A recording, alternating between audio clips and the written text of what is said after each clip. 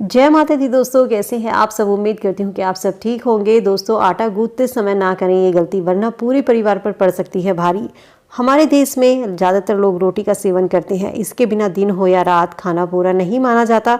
रोटी बनाने से पहले आटा गूंथा जाता है और वास्तुशास्त्र में आटा गूंथते समय हमें कुछ बातों का ध्यान जरूर रखना चाहिए।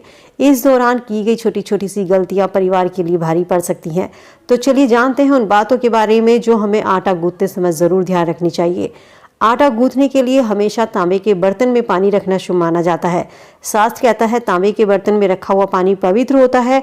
अक्सर आपने देखा होगा जब हम पूजा करते हैं भगवान के मंदिर में भी हम तांबे के बर्तन का ही यूज करते हैं। तांबे के बर्तन से ही जल चढ़ाया जाता है। लेकिन ध्यान रखें कि जब भी हम आटा गूंथते हैं तो कभी भी पानी हमें लोटे में नहीं लेना चाहिए। लोटा वैसे तो मांगलिक कार्यों में यूज़ करते हैं, लेकिन जब हम लोटे में पानी लेकर आटा गूंथते हैं तो किसी अशुभ कार्य में उसका इस्तेमाल किया जाता है। डेली यूज़ में आप आटा गूंथ रहे हैं या रोज़ खाने के लिए आप आटा लगाते हैं तो हमेशा किसी बर्तन में, तांबे का हो, प्लास्टिक का हो, स्टील का, कैसा भी बर्तन हो, तो हमेशा बर्तन का इस्तेमाल करें। लोटे का इस्तेमाल आटा गूंथने के लिए भूल कर भी ना करें। इसके अलावा जब भी आप आटा गूंथे तो ध्यान रखें आटा हमेशा उतना ही गूंथे जितने की ज़रूरत हो। ऐसा करने से घर में बरकत बनी रहती है। आटा गूंथने के बाद बचे हुए पानी को इधर उधर नहीं फेंकना चाहिए। या तो आप पानी उतना ही लें, अगर आपका पानी बच भी गया है तो इसको किसी पेड़ पौधे में डाल दें या किसी और काम में इसका इस्तेमाल करें। आटा लगाने के बाद में कभी भी आटे को खुला नहीं छोड़ना चाहिए। इसका एक कारण सेहत से भी जुड़ा है कि ढका आटा कभी खराब नहीं होता, वहीं उसमें मक्खी मच्छर गिरने का भी डर नहीं होता। साथ ही परिवार के सदस्यों के मान सम्मान की भी रक्षा होती है। आटा हमेशा उतना ही गूंथे जितना ज़रूरत हो। बचा हुआ आटा फ्रीज में रखना और बाद में इस्तेमाल करना बीमारियों का कारण बनता है। साथ ही रखा हुआ आटा घर में अगर आप इस्तेमाल करते हैं तो इससे घर की बरकत चली जाती है, घर में दरिद्रता का वास होता है।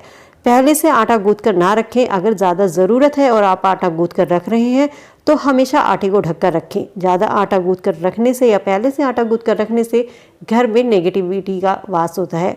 दोस्तों, एक चीज़ का ध्यान और रखें, जब भी आप आटा गूंथते हैं और उसके बाद आप आटे की लोइयां बनाकर रख रहे हैं तो उस पर अपनी उंगलियों के निशान ज़रूर छोड़ें।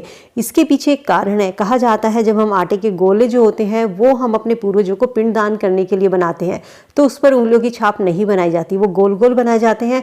उससे कहते हैं हम पिंडदान करना, जो श्राद्ध वगैरह में किए जाते हैं।